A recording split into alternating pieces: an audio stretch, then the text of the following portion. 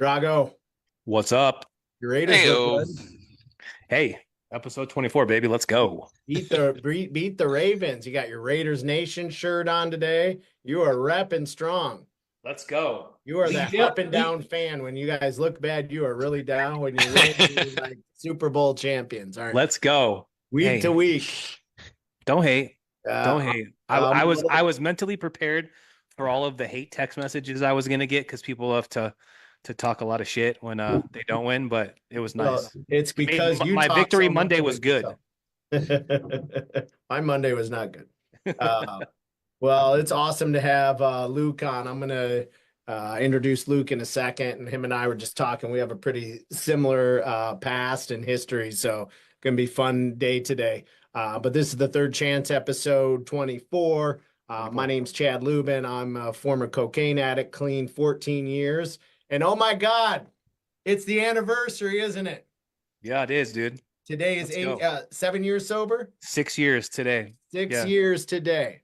let's go. Congratulations, buddy. Thank I'm you, man. super proud of you. The man you've become, the lives you're changing through this podcast and the work you do in the streets and donating to good causes. Who would have thought 6 years ago that you'd be here today? Yeah, I would have laughed in your face. Yeah, so my boy Drago was an opioid addict, and tell us a little bit about your past. Yeah, man. Jeff Dragovich. I'm an opioid addict coming up. Well, I've been saying coming up on 6 years for a long time. Today's the day. It's funny. We're so, hey, it's a blessing to be so busy at work. I love it, but I totally forgot today. Today was my 6 year anniversary. So my wife had to remind me. I was like, oh snap, let's go. Let's go.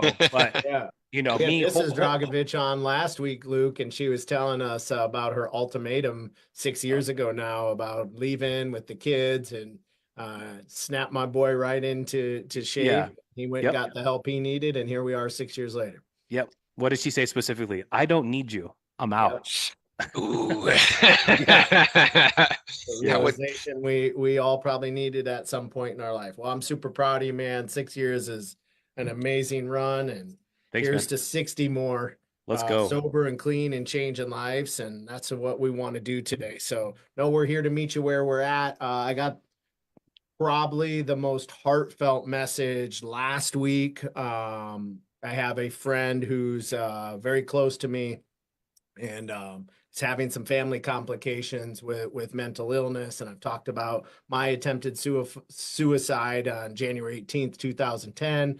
And I think the more vulnerable we are, guys, and the more open we are here because the person most able and most qualified to help you if you're struggling with these things is the person that used to be you.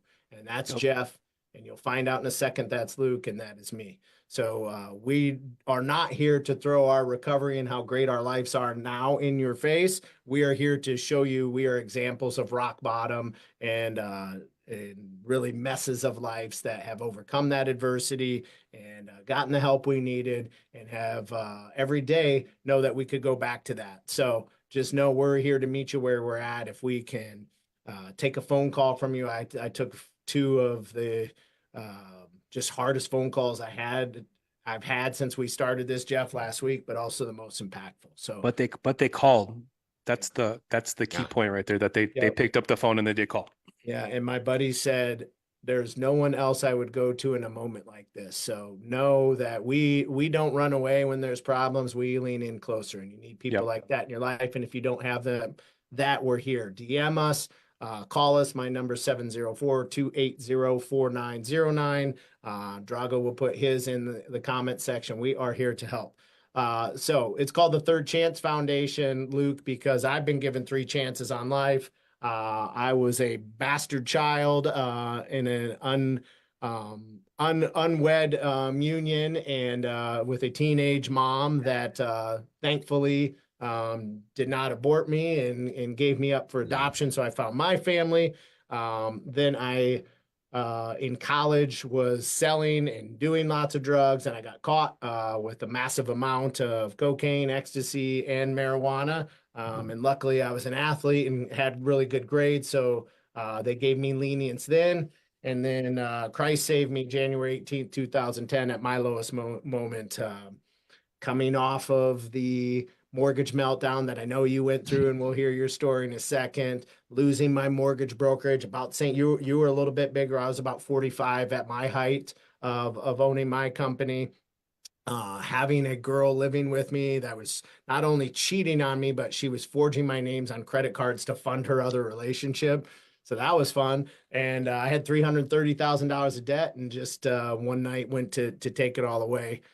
Luckily, Christ intervened, came into my life. I found coaching soon after that, and I found my beautiful wife, Kristen. And now I have three beautiful girls, a great career, and have turned that rock bottom around. So I know you had a similar path, and we were running and gunning, selling subprime loans, and being in the mortgage industry and making ridiculous amount of money off the back of a really fraudulent industry. So Hey, I know the lingo though. What was it? The 228, the 2-year fixed amortized for 30 years, right? 228 New Century, right? So if you've seen the movie, the Big Short, Luke and I could be the loan officers on that. So tell us a little bit about your journey, Luke, and your addictions and your recovery, and let our listeners know a little bit about you. Absolutely. Well, first off, Jeff, congratulations, man. Super awesome to be able to celebrate with you Thanks, dude. on your anniversary, and really appreciate your vulnerability and everything, Chad. That's like I remember when I first got sober that like I thought I was like terminally unique, that there wasn't anybody else out there like me. Yeah. And like just that message or being in the rooms with other people that I could relate to was an absolute game changer. Like that was a lifeline that I latched onto and I've never let go of. So I just celebrated 12 years of sobriety, July 29th, 2012 is my sobriety date. I got going early on, like most folks back in like early teens, started experimenting. I came from a family of alcoholics. My father died an alcoholic death. I saw what that life looked like. So that was a part of my recovery portion, but got into drugs and alcohol early. And that was the center of my universe for a long time. Like every single decision and thing that I did revolved around the next party, the next, more. How do I do this? And that, thankfully I've been blessed with, skills and charm and good looks and all this good stuff to be able to like, Make money, dude. I know for sure. Function, and function enough, and even to my own detriment, like using that, and kind of getting into the mortgage stuff.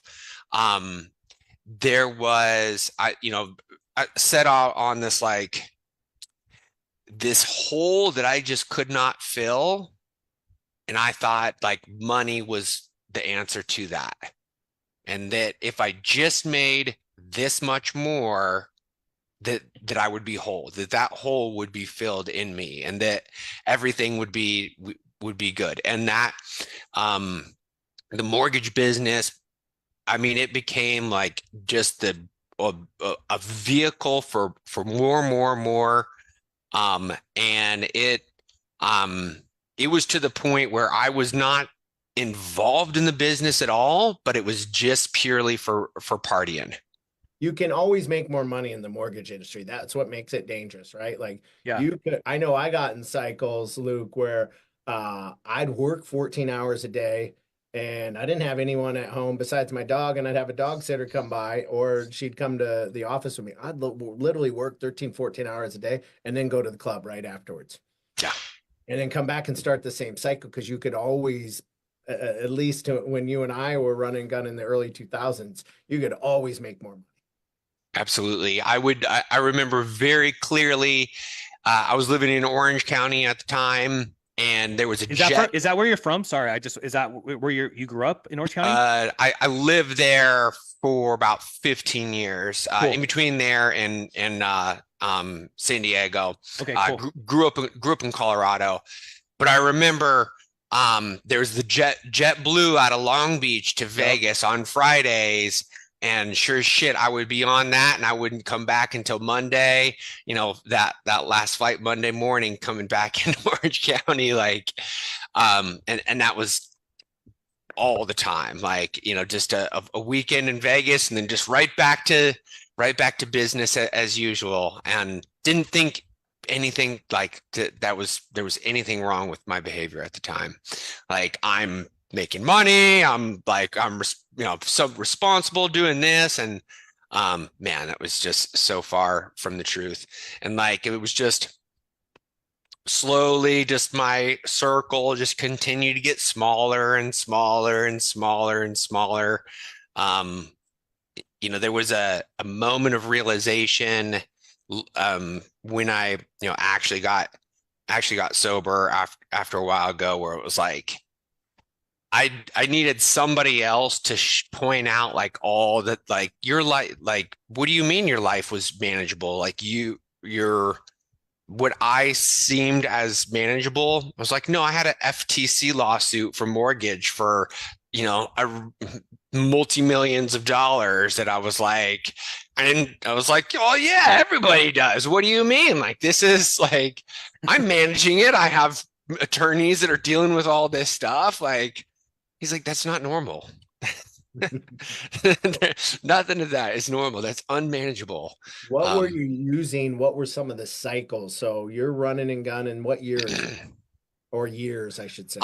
Yeah, I mean, I got early from like 14. I got sober at 31, which was what I get my sobriety date again was 2012. And I was nonstop partying that entire time. And My using what? my drug of choice at the beginning was alcohol. That was always really kind of my go-to. Uppers, not much of an opiate. But my like concoction that I had really the last like few years was heavy, just tequila, cocaine, and Xanax was my my what I thought I had figured out to the right combination to keep it going. I could party as much as I wanted, but still kind of keep, and yeah, that was but more was my drug of choice. Always more. Yeah. More money, which is an addiction, right? Yeah. More alcohol, right? More uppers, right? More downers to take the edge off of the uppers, right? And constantly regulating through illegal drugs. I mean, I think that's what a lot of addicts try to do, is to figure out a way to keep using, right? And figure out a way to keep the party going.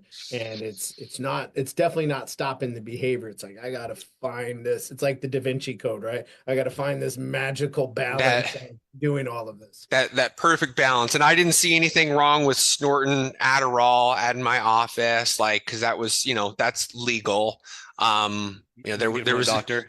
there was nothing wrong with that, like, you know, so that would be, you know, during the week, it's not you know, I can do that in an office setting and not feel too, you know, too bad about it.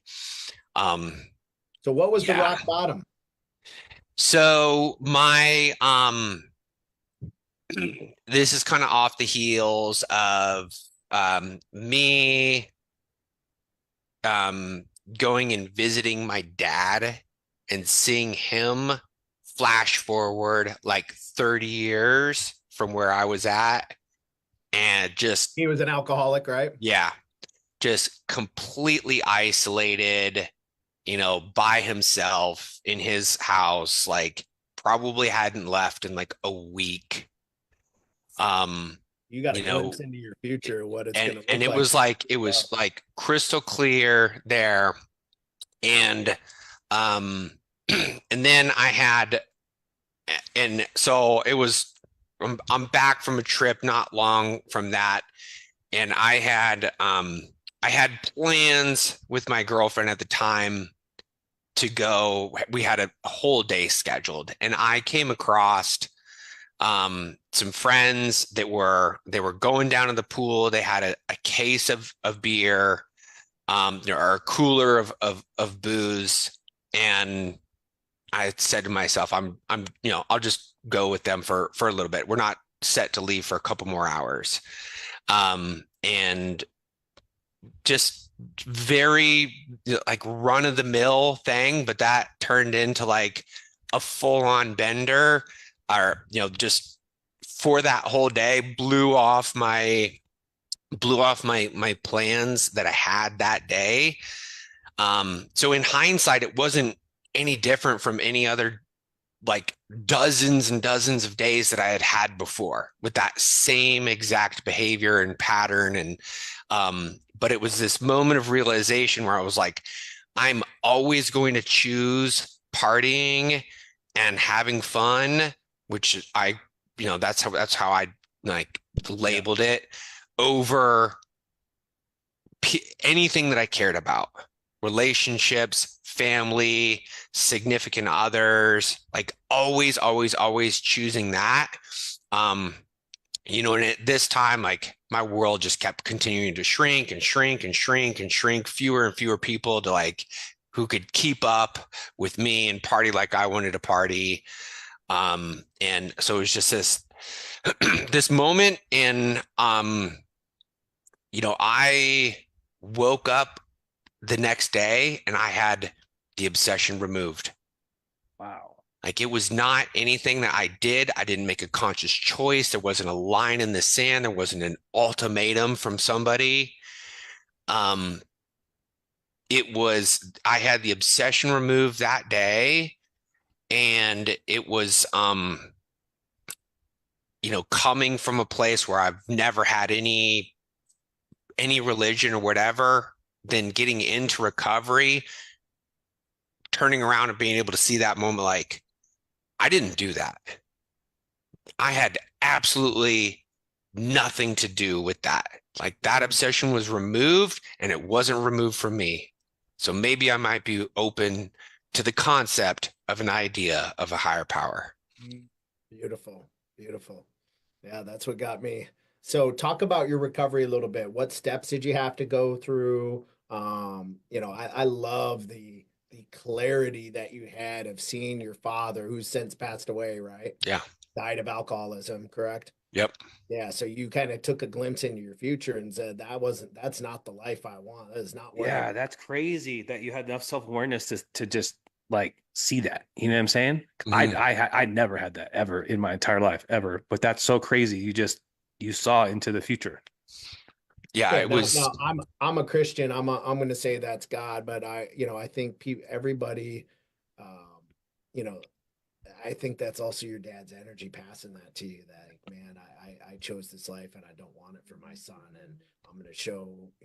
You've already seen that side of him, but that stuff is energy passed, right? I don't want. Yeah, fair enough. Right. I like that. That's beautiful, man. So talk about the steps you took and how you got from those moments to where you're at now, and just any any major milestones, right? Or any moments of like, hey, this was definitely a game changer. Yeah, absolutely.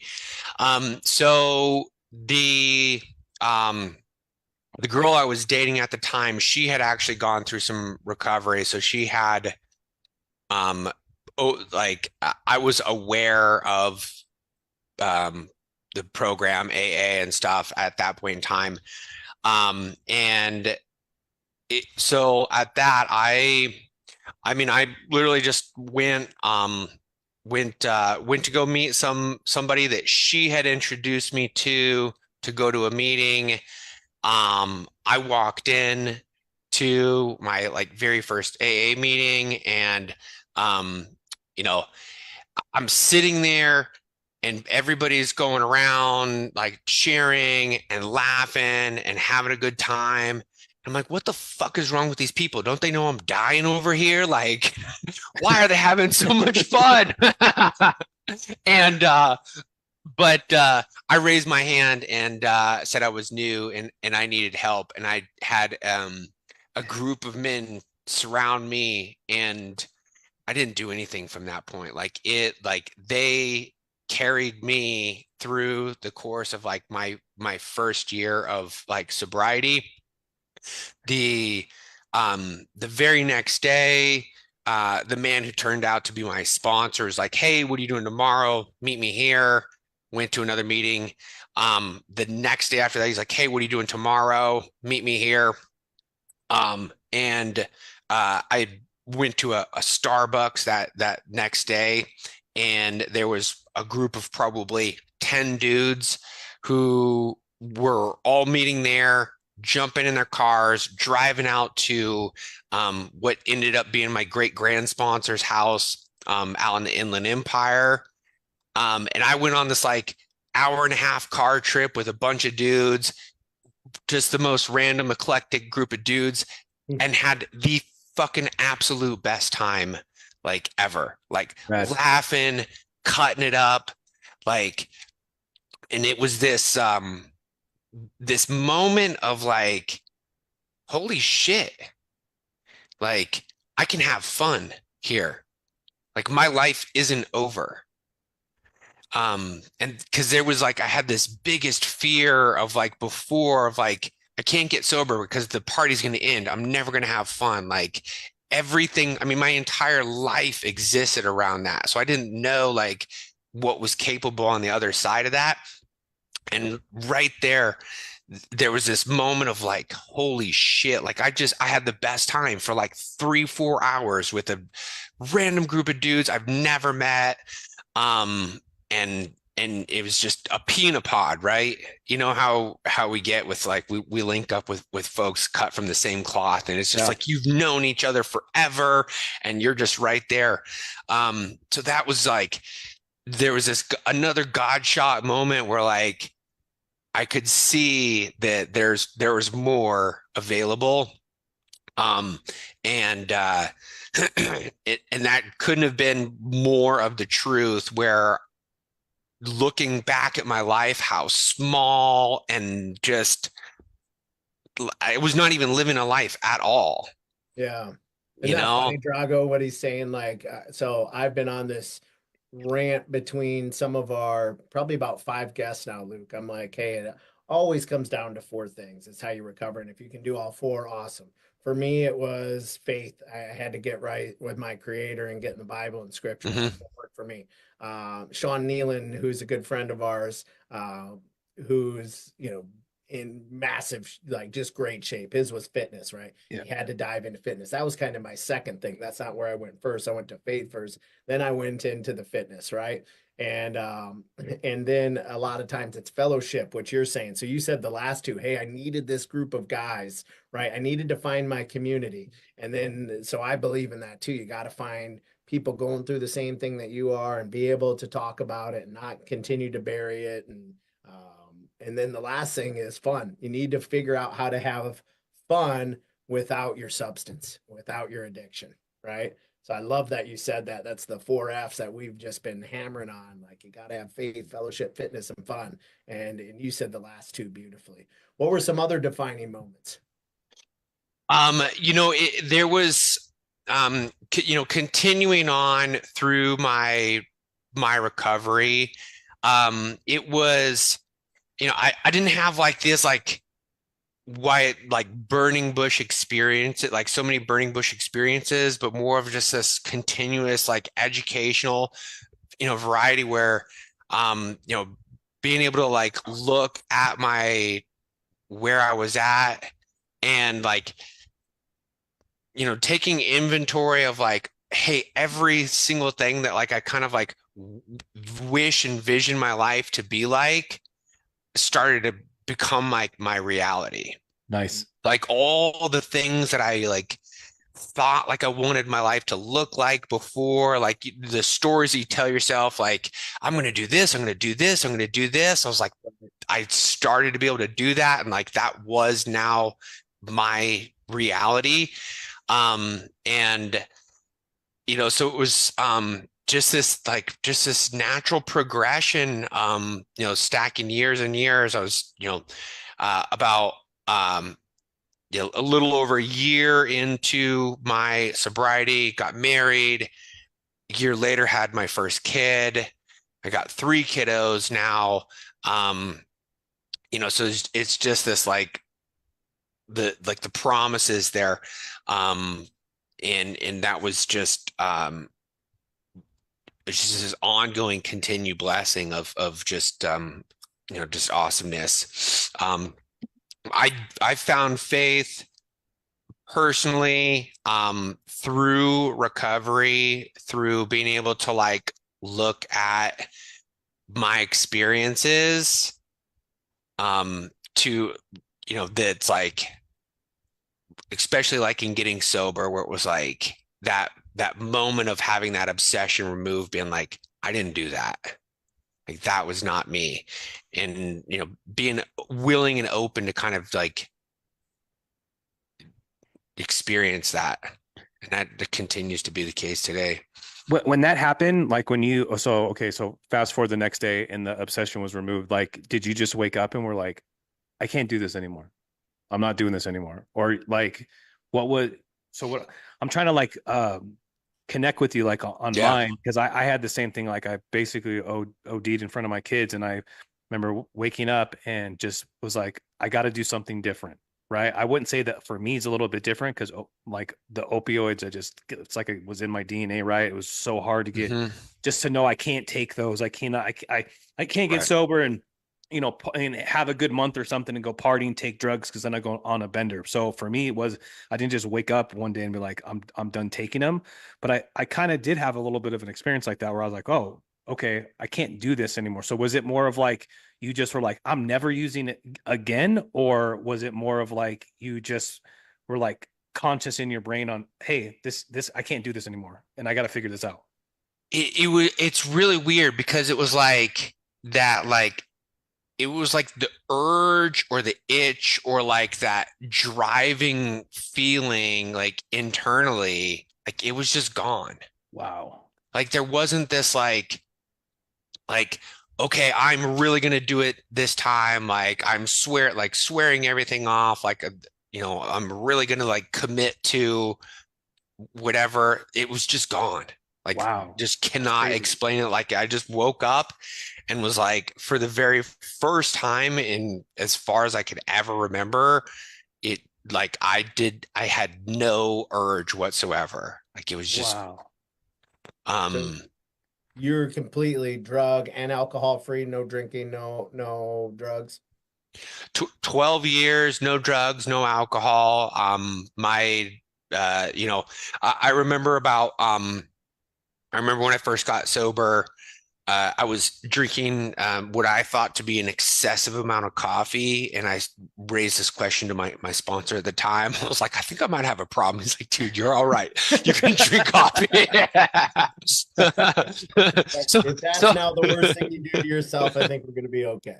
Yeah. So, but yeah, I'm very mindful of, not, distancing myself from certain things that I feel might become that I could easily turn into an addictive situation. So like Zins or vapes or, stuff like that, even pre-workout, stuff that I feel I'm I could very easily begin to abuse certain things like that and justify a way that it's not, not an issue. Which, I had, I'm divorced now. And I did catch myself in a period of that. So there's kind of another slightly defining moment about 10 years into, sobriety. And I found the dating apps. And after being married for 10 years, there was definitely a moment there where I was I can identify this behavior, and it is it's firing on all cylinders there. So yeah, I had to make some corrective measures around that. But yeah, that's another, anything that just more of it's. But that's awesome. You have the tools, you know what I'm saying? Like, cause you did the work. So you got the tools Yeah. in the toolbox and you're, smart enough to play the tape through, right? That's what we say. Play the tape through. Are you still active in AA? Do you still sponsor people?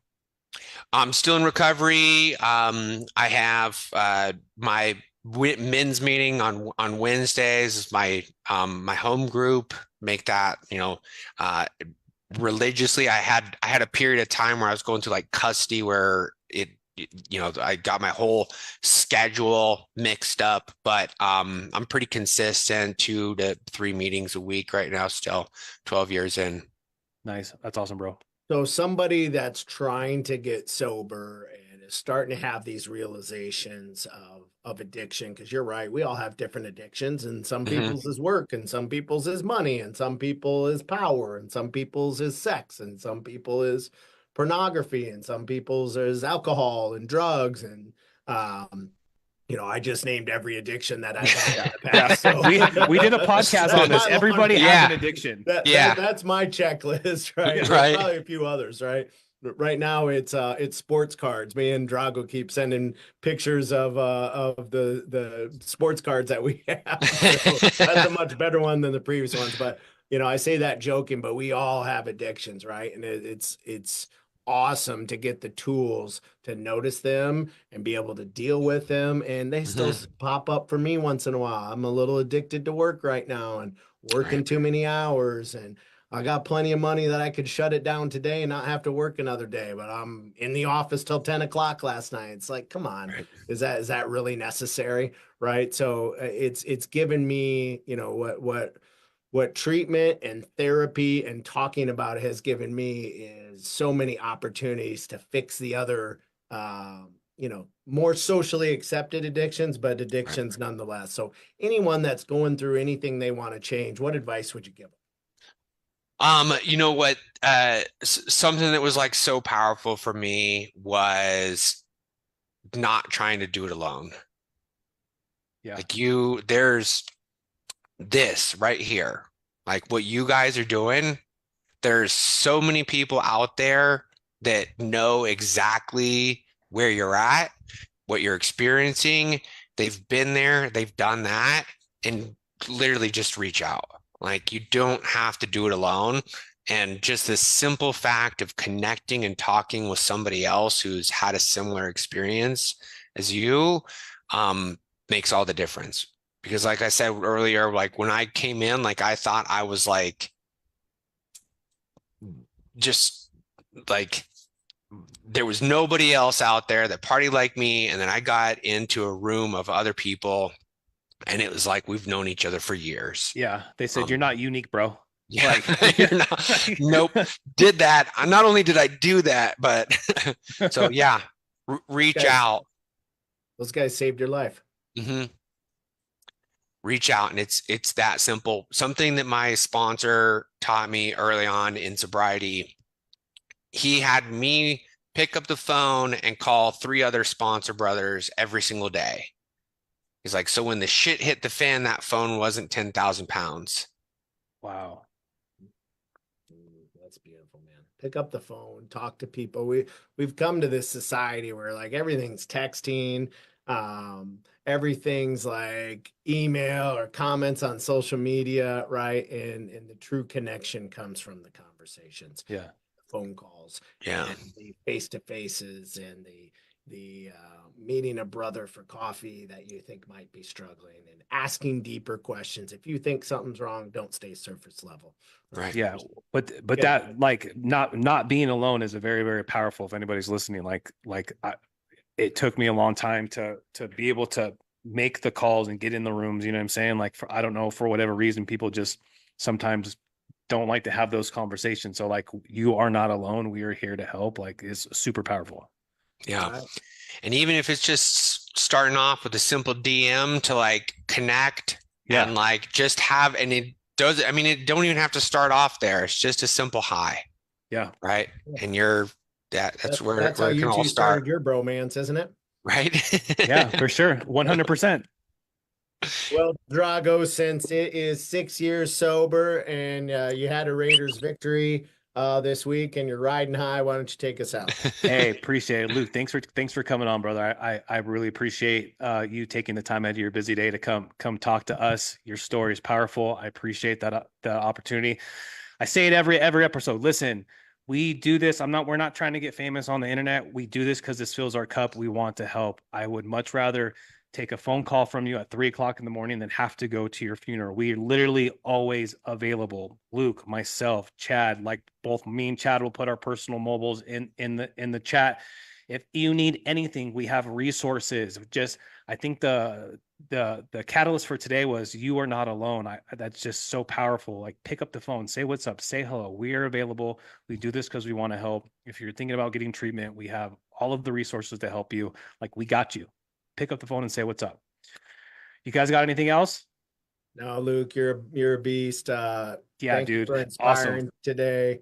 Man, I'll forever hold that, you looking at your father and having the self-awareness to say, I got to get out of this and I got to fix my life. Otherwise, that's going to be my life. That's just super powerful. And that in no way is meant to put down your father. It's just a beautiful moment to Yeah. you want it better for yourself. And I think as parents, that's all we want for our kids. I just want my kids to have Yeah, 1000%. little bit. I have a pretty good life, so I don't know if they're going to have a lot better life than I have, but I want them to have a little bit better life. So I love you boys. I'm so appreciative of men that can come out and be vulnerable and talk about their past and talk about their struggles. I think there's this stigma in our world that men just have to bury everything, and we were taught, we were raised by dads that said don't cry and don't share your feelings and bury it, and we now know that we explode when we do that. We lash out and we inflict self-harm, and it's just, we're here to talk. DM us, call us.